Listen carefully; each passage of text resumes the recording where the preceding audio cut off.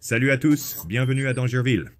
Si vous avez vu les nouvelles sur la façon dont Jurassic World Rebirth est présenté comme potentiellement l'entrée la plus effrayante de cette série, ancrée dans le réalisme et l'action palpitante à vous faire tomber de votre siège, et que cela vous excite, ce autre film de dinosaures, Primitive War, qui sort cette année devrait être la cerise sur le gâteau pour vous.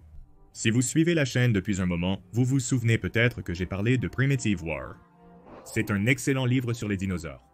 Maintenant, le film pour Primitive War vient de sortir sa première bande-annonce complète, et en tant que fan du livre « Dinosaures dans les films de guerre », je suis plus qu'impressionné par ce film qui fait tant avec un si petit budget. Merci à Luc, le réalisateur. Voici la bande-annonce pour ceux qui ne l'ont pas encore vue.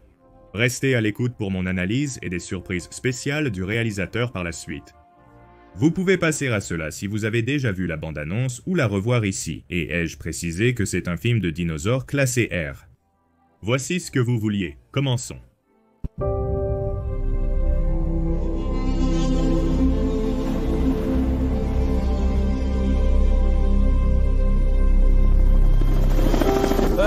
J-Bolt est à la recherche de sergent de première classe Baker.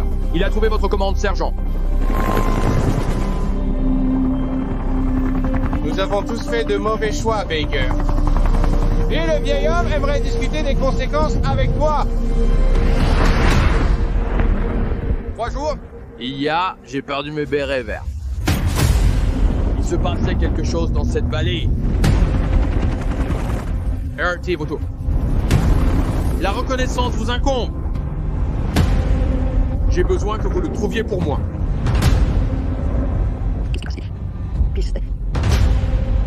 C'est nos gars? Non. Animal.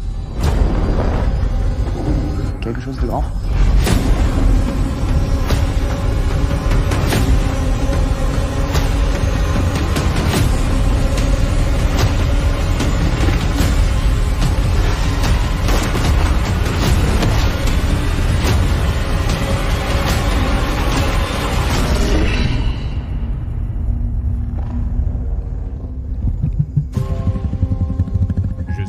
Je vous dis les gars, il y a des monstres ici.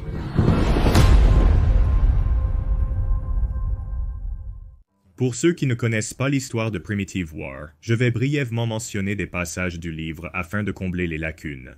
Je ne vais pas trop approfondir la mythologie ici, car je veux que vous fassiez l'expérience du livre si ce n'est pas déjà fait. Donc, je suppose que voici un léger avertissement de spoiler. Cette aventure se déroule pendant la guerre du Vietnam et suivra un groupe de forces spéciales connu sous le nom de Vulture Squad. Ce groupe de durs à cuire est au plus profond de la jungle à la recherche d'un groupe perdu de bérets verts qui aurait été retenu en otage. Ils ignoraient que les dinosaures, pire que les humains, avaient pénétré le monde moderne. Dans le livre, cela est dû à une intrigue vraiment soignée à la Indiana Jones qui, sans trop en dévoiler, concerne une technologie de distorsion temporelle. Alors que l'escouade et les autres humains de la vallée réalisent peu à peu qu'ils ne sont pas les prédateurs suprêmes dans cette jungle, nous les voyons tous être mis à l'épreuve, tant physiquement que mentalement. Chaque membre doit retourner à l'état primitif pour survivre, ce qui mène à des attaques de dinosaures parmi les plus violentes de l'histoire des guerres humaines. L'introduction du livre commence par détailler l'un des bérets verts traqués par un dinosaure. Et mon Dieu, c'est une imagerie qui donne la chair de poule que l'auteur Ethan a écrite. C'est de l'horreur pure et réelle. Un sentiment dont aucun être vivant ne souhaite faire l'expérience. L'histoire de Primitive Wars est vraiment une fantaisie que beaucoup d'entre nous ont joué dans nos esprits avec nos jouets à l'époque où nous avions nos dinosaures et nos militaires. Cela arrive quand les humains modernes rencontrent des dinosaures sans préparation, avec seulement leurs compétences et leurs armes. Et oserais-je dire, la bande-annonce capture l'ambiance du livre bien mieux que je n'aurais jamais pu l'imaginer. Dès le départ, ils réussissent à donner l'impression d'un grand film à succès en utilisant de vrais lieux du monde réel. Si votre budget est limité, allez dans la nature avec votre matériel et donnez tout, mon pote. Il est difficile de rendre le réel et le beau mauvais. La raison pour laquelle cette bande-annonce donne l'impression d'être un film à budget beaucoup plus élevé est due à la grande utilisation de ces lieux et de vrais accessoires et décors. Tout ce que je vais dire ici, c'est que l'équipe devrait être vraiment fière de cette incroyable cinématographie. Excellent choix de musique également pour la bande-annonce. Trop souvent de nos jours, ces créateurs de bandes annonces insèrent une musique aléatoire qui n'a rien à voir avec ce qui se passe et cela correspond parfaitement à ce qui se passe à l'écran. Je pense que pour une bande annonce, Luc m'a dit que l'équipe a réalisé ce film par pure passion et on peut vraiment le voir ici. Au fur et à mesure que la bande-annonce avance, nous voyons comment ils ont également pris beaucoup de fierté à s'assurer que les soldats, leurs armes et l'ambiance militaire générale de cette chose touchent le public. Maintenant, vous pouvez aller chercher certaines parties dans la bande-annonce où les images de synthèse sont utilisées spécifiquement pour les hélicoptères ou la scène de la frappe au napalm, qui montre que c'est en réalité juste un film indépendant. Les images de synthèse ne sont pas les meilleures, mais compte tenu du budget limité par rapport aux blockbusters hollywoodiens, c'est impressionnant pour ceux qui connaissent un peu le cinéma. Et il semble qu'ils aient mélangé suffisamment de séquences réelles avec les images de synthèse pour que le public soit principalement maintenu dans le monde du film et non emmené mentalement à un endroit où ils ne peuvent pas ignorer les images de synthèse qui ne sont pas à la hauteur d'un méga film de 300 millions de dollars. En fin de compte, visuellement cela reste impressionnant bien que cette netteté et cette clarté des images me donnent l'impression d'être dans un cadre moderne. Pas 1968, mais je pense que cela est principalement dû au fait que nous n'avons pas vu de film dans ce cadre depuis des décennies. On dirait que cela montre simplement à quel point la technologie de la caméra a évolué. Maintenant, parlons des dinosaures. Oui, ils ne se sont pas retenus sur eux. Dans la bande-annonce, nous avons eu un joli petit aperçu du Quetzalcoatlus. Le grand gars volant devient célèbre ces jours-ci. Je dirais, et dans les livres, ce géant volant a certains des meurtres les plus fous que vous puissiez imaginer. Et je suis curieux de savoir s'ils vont montrer ces horribles attaques sur les humains.